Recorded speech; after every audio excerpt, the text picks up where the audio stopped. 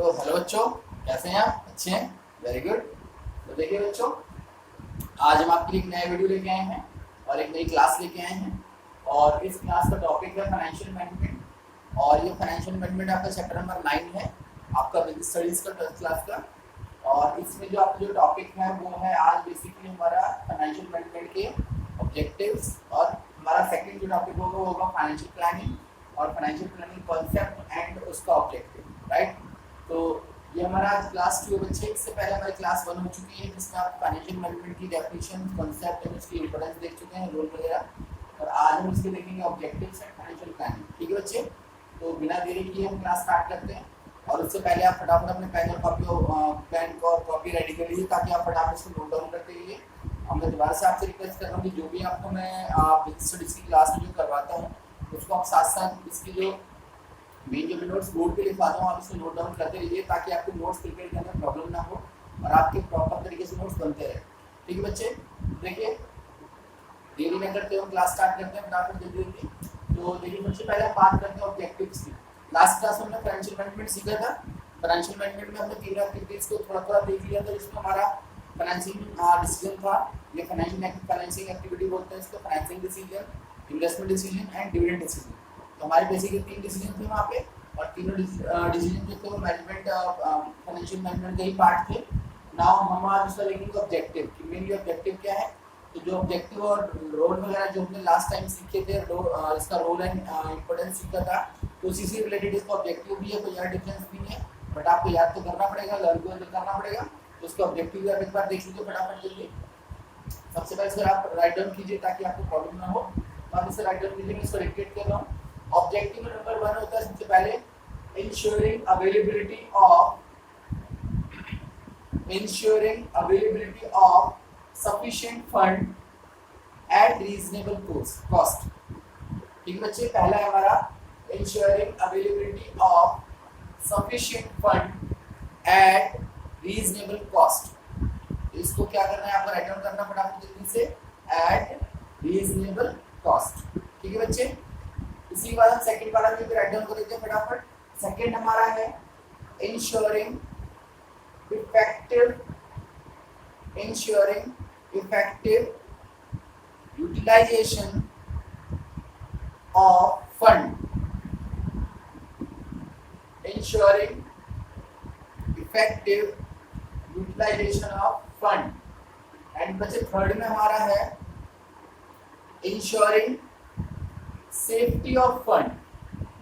ठीक है बच्चे, थर्ड हमारा है इंश्योरिंग सेफ्टी ऑफ फंड। तो बेसिकली हमारे 3 ऑब्जेक्टिव हैं और 3 ऑब्जेक्टिव बहुत मुश्किल नहीं है, बहुत इजी है, आपको समझ में भी आ रहे होंगे।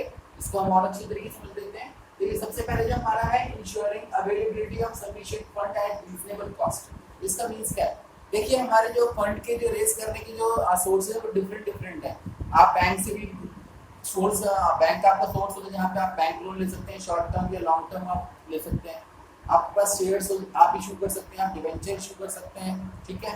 आप सर्टिफिकेट्स ऑफ डिपॉजिट्स ले सकते हैं, आप मनी मार्केट के थ्रू ले सकते हैं, यहाँ पे कॉल्स का ऑप्शन होता है। तो आपके पास बहुत सारे ऐसे ऑप्शन हैं जहाँ से आप अपना जो फंड है आप रेज कर सकते हो, राइट बच्चे।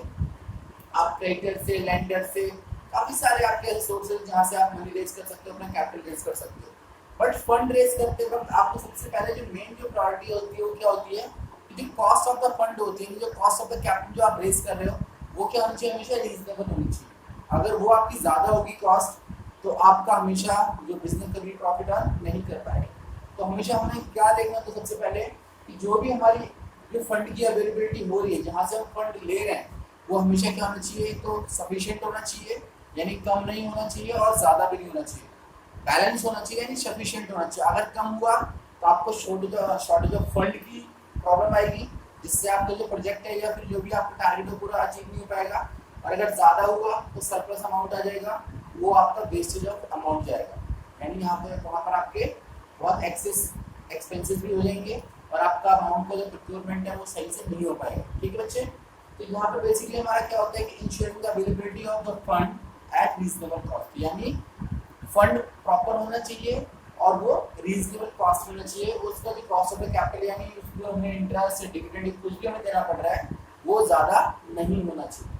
देन सेकंड, सेकंड में बच्चे हमारा ensuring effective utilization of fund. Ensuring effective utilization of fund का मतलब क्या है? देखिए, अब हमारे पास जो भी फंड आता है, फंड को यूटिलाइज करना हमारा किसके अंदर आता है? ये आता है इन्वेस्टिंग डिसीजन के अंदर। इन्वेस्टिंग डिसीजन के अंदर आता है कि जो हमें फंड हमारे पास जो अवेलेबल है उसको हम किस तरीके से इन्वेस्ट करना है, यानी हमें फिक्स्ड एसेट्स में इन्वेस्ट करना है या करंट एसेट्स में इन्वेस्ट करना है।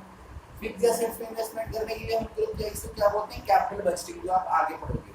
तो उसमें हमें ये देखना होता है कि जिस एसेट्स को हम ऑक्यूपाई कर रहे हैं, जिस एसेट को हम परचेज कर रहे हैं, क्या उसको परचेज करना ठीक रहेगा, क्योंकि उससे जो हमारी कॉस्ट जो इंकर्ड हो रही है क्या वो उसके रिटर्न से कम है? क्योंकि अगर रिटर्न ज़्यादा होगा, कॉस्ट कम होगी, तभी उस पर खर्च करना यानी उस पर इन्वेस्ट करना लॉजिकल है और सही है।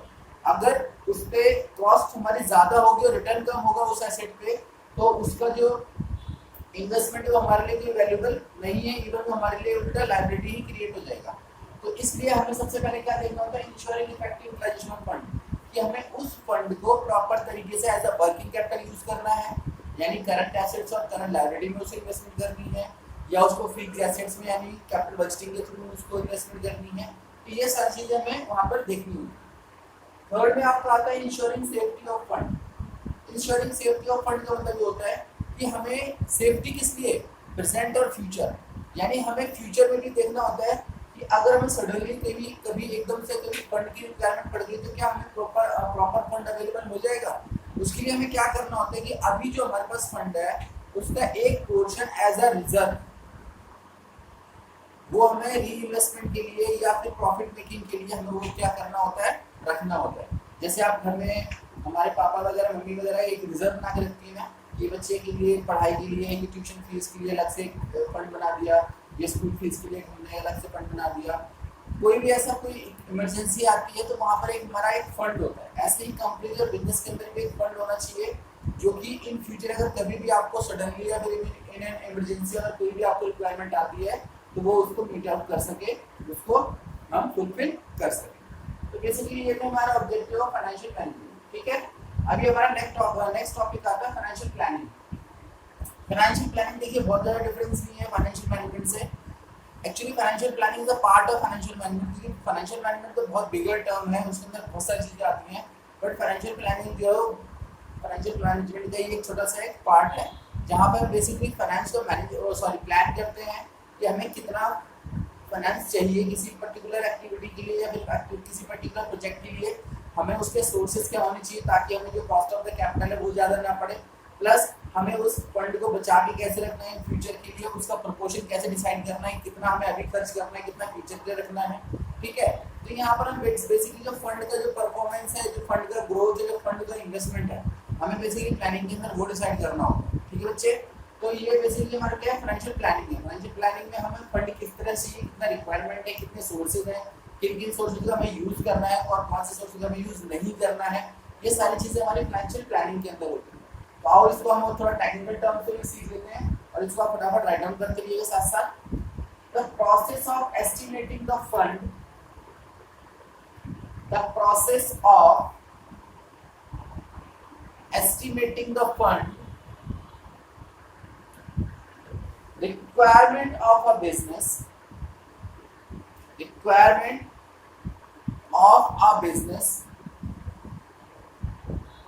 and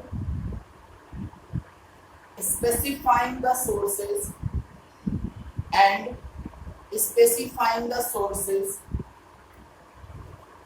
of fund is called financial planning. यानी आपको समझ में आ गया होगा बच्चे, जो मैंने बोला वही है यहाँ पे। देखिए सबसे पहले क्या करते हैं? Process of estimating the fund, यानी कितना हमें फंड रिक्वायरमेंट है। ठीक है, estimating the fund requirement of a business and specifying the sources, यानी हमें किन किन सोर्सेज से वो फंड रेज करना है, यानी किन किन सोर्सेज से वो फंड लेना है, इज कॉल्ड फाइनेंशियल प्लानिंग। क्योंकि मैं पहले आपको बता चुका हूँ, बच्चे आपको समझ में आ गया होगा ये। देन गुड, अब इसके ऑब्जेक्टिव देख लीजिए। इसके ऑब्जेक्टिव भी सेम ही है, बहुत ज़्यादा डिफरेंसेस नहीं है इसमें। इसको प्लीज आप राइट डाउन कीजिए पहले। सबसे पहला ऑब्जेक्टिव इसका है to ensure availability of fund, to ensure availability of funds whenever these are required, whenever these are required. ठीक है, सेकंड लिखिए इसमें, सेकंड में इसमें to see that the firm does not raise resources unnecessarily. इसका मतलब ये भी मैं समझाऊंगा आपको, इसको दोबारा से लिख लीजिए। To see that the firm does not raise resources unnecessarily. ठीक है बच्चे, देखिए इसका ऑब्जेक्टिव पहला हमारा क्या है, to ensure availability of fund whenever these are required। ये भी आपको पता है कि हमारे पास जो फंड की रिक्वायरमेंट है, जो अवेलेबिलिटी होनी चाहिए वो प्रॉपर होनी चाहिए, क्योंकि हमारे बिजनेस के अंदर या फर्म के अंदर कभी भी हमें फंड में रिक्वायरमेंट आ जाती है। तो फाइनेंशियल प्लानिंग के अंदर क्या होता है कि हमें सडनली जो है इमरजेंसी में कोई भी अगर हमें फंड रिक्वायरमेंट पड़ जाता है तो उसकी अवेलेबिलिटी हमेशा प्रॉपर तरीके से होनी चाहिए। उसके लिए हमने जो इसका जो ऑब्जेक्टिव था यहाँ पे इंश्योरिंग सेफ्टी ऑफ फंड, ये हमारे लिए बहुत काम का बहुत बेनिफिशियल है, बिकॉज हम क्या करते हैं उस सिचुएशन के लिए हमेशा एक अपना रिजर्व बना के रखते हैं, ताकि हमें कभी भी ऐसी कोई सिचुएशन आती है जहाँ पे हमें इमरजेंसी में कोई भी हमें फंड की रिक्वायरमेंट होती है तो हम उसको मीट आउट कर सकते हैं। तो बेसिकली प्लानिंग के अंदर भी आता है कि प्लानिंग के अंदर हमें हमेशा ये इंश्योर होना चाहिए कि अगर आपके बिजनेस के लिए कोई भी फंड की रिक्वायरमेंट आती है तो वहाँ पे आपको शॉर्ट ना पड़े, आपको जो भी आपके टारगेट्स हैं, जो भी आपके प्लानिंग्स हैं इन फ्यूचर 5 ईयर की,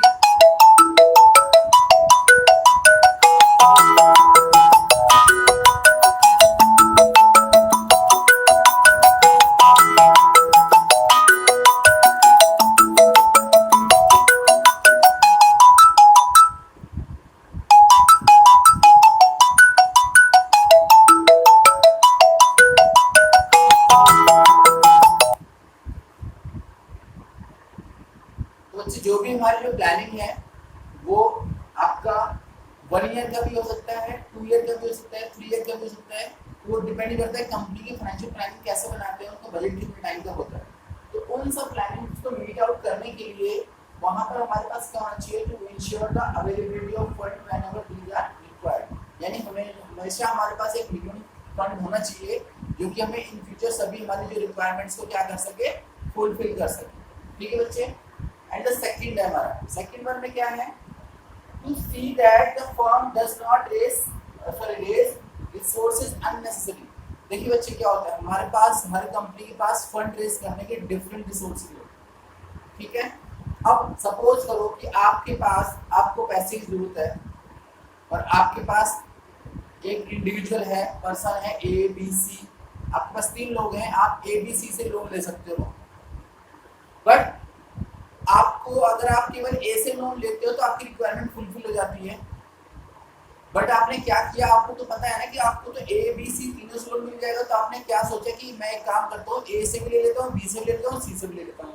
इवन आपको उसकी रिक्वायरमेंट नहीं है, आपकी जो रिक्वायरमेंट है वो केवल ए से फुलफिल हो रही है, बट आपने बी और सी को भी यूज कर लिया और उनको भी आपने क्या कर लिया, उनसे फंड ले लिया। तो इसका डिसएडवांटेज क्या होगा कि अब आपके पास एक्सेस फंड आ चुका है, और जो आपका एक्सेस फंड है वो क्या करेगा, आपको वो हमेशा आपके एक्स्ट्रावेगेंट खर्चे करेगा। यानी आपका अमाउंट का जो प्रॉपर जो यूटिलाइजेशन होना चाहिए वो नहीं होगा, आपके एक्सपेंसेस बढ़ेंगे, आप ओवरवेगेंट एक्स्ट्रावेगेंट हो जाएंगे। उससे क्या होगा, हमेशा आपके ऊपर बर्डन ऑफ जो कैपिटल है, वो कॉस्ट ऑफ द कैपिटल वो हमेशा क्या होगा, इंक्रीज होगा। तो हमेशा आपको कभी भी अननेसेसरी जो आपके रिसोर्सेज है उनको यूज नहीं करना, क्योंकि आप उनको यूज करेंगे तो आप हमेशा जो कॉस्ट ऑफ द जो कैपिटल है उसका जो इंक्रीमेंट है वो आपका हमेशा बर्डन क्रिएट कर देगा। ठीक है बच्चे, तो ये थे हमारे बेसिकली आज के टॉपिक के कंप्लीट हो चुके हैं, objectives of financial management and financial planning, उसका कॉन्सेप्ट एंड ऑब्जेक्टिव। ठीक है बच्चे, तो मैं उम्मीद करता हूँ आपको मेरी क्लास अच्छी लगी होगी और ये प्रॉपर तरीके से समझ में आया होगा टॉपिक। आप इसको दोबारा से इसको वीडियो को देखना और सारे के सारे नोट्स इसको राइट डाउन करना। अगली क्लास में हम फिर एक नया टॉपिक लेके आएंगे। टिल देन आप पढ़ते रहिए, हेल्दी रहिए, खुश रहिए एंड टेक केयर। ओके बच्चों, तो then thank you so much.